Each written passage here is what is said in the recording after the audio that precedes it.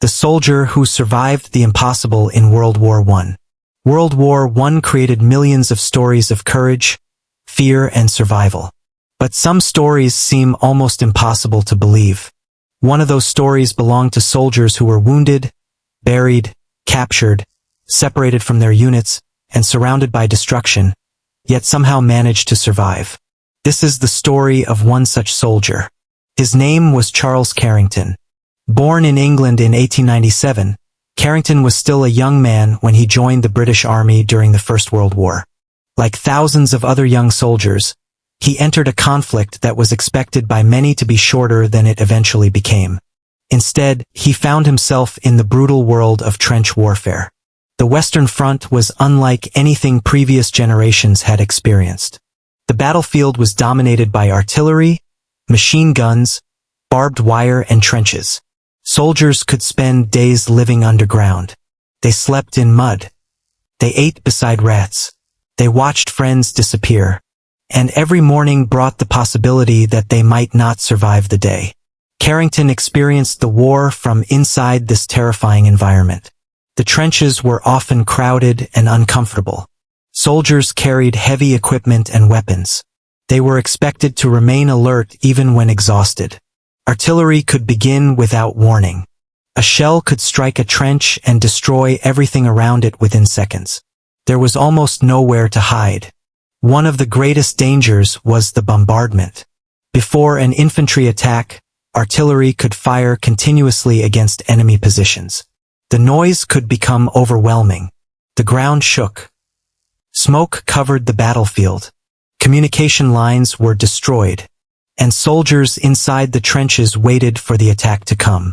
When the artillery stopped, it did not mean the danger had ended. It often meant the infantry were about to move.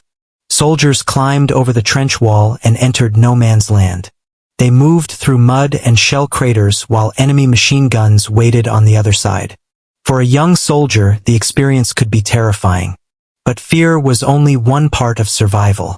A soldier also needed discipline. He had to follow orders while explosions were happening around him. He had to keep moving when others were falling.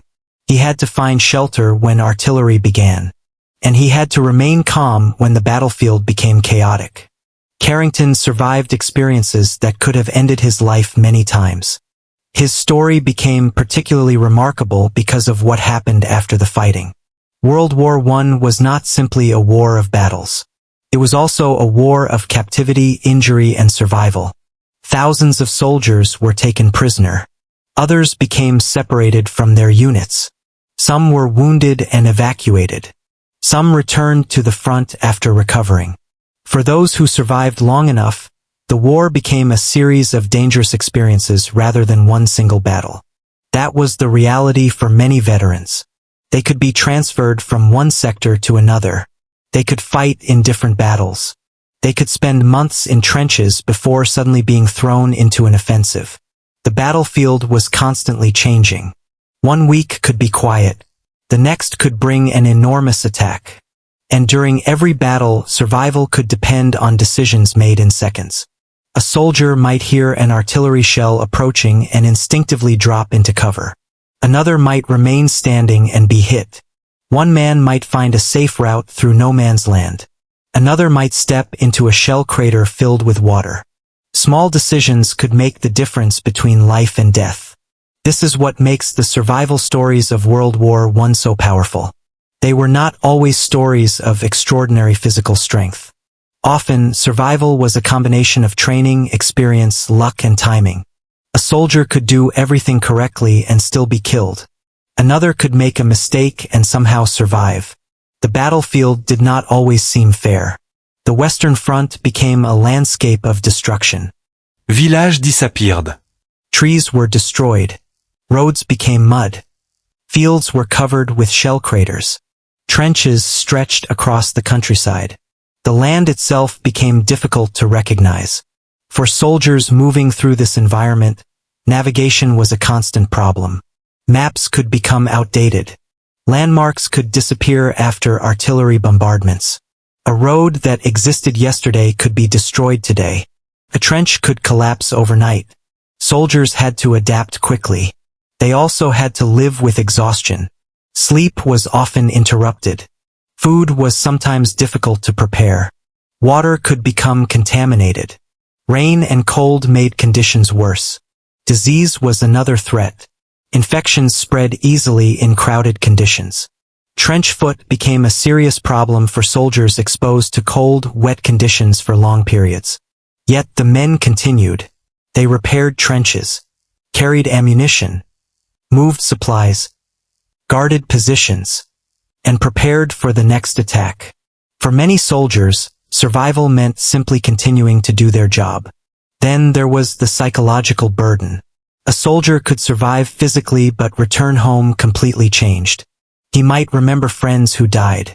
He might remember the sound of artillery. He might remember nights spent waiting for an attack. He might remember walking across a battlefield where people around him were being wounded. These memories could remain for decades. Carrington eventually survived the war. But surviving World War I did not mean escaping its consequences.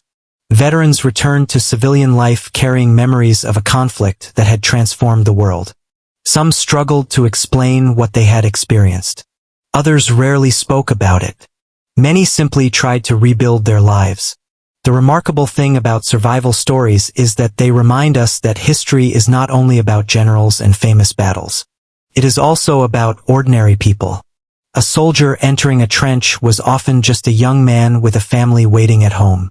He had hopes. He had fears. He had people who cared about him. When he went to war, his family could do very little except wait for letters.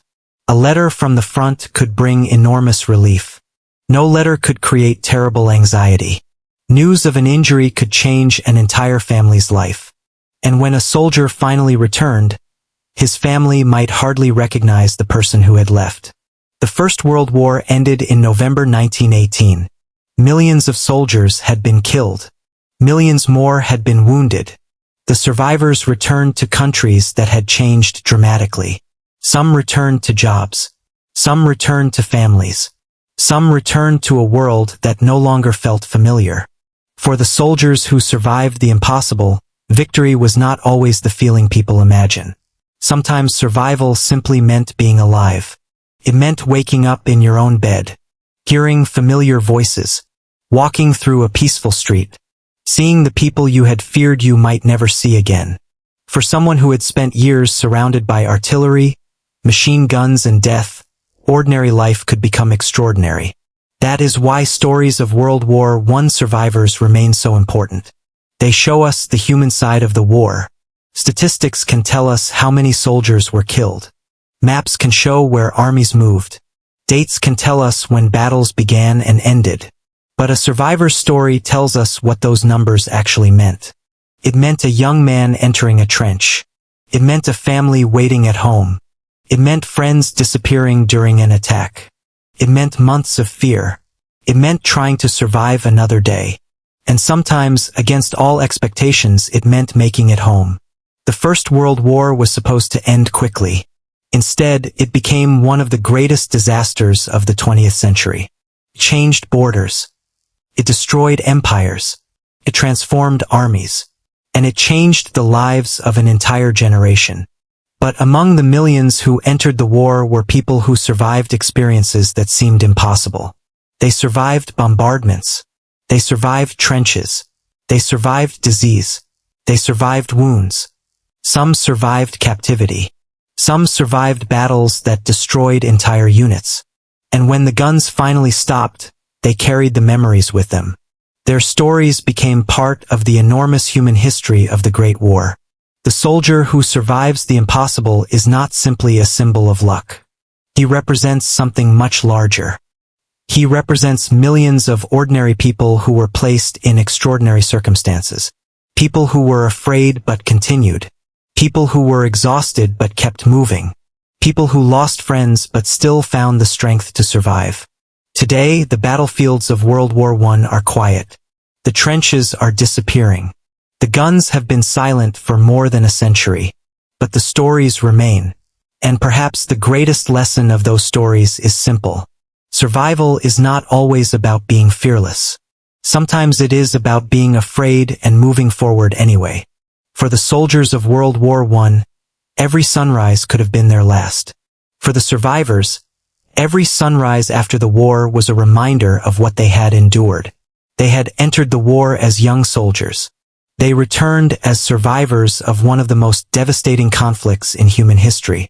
And their stories remind us that behind every battle map, every casualty number, and every military statistic were real human beings who simply wanted to live long enough to go home.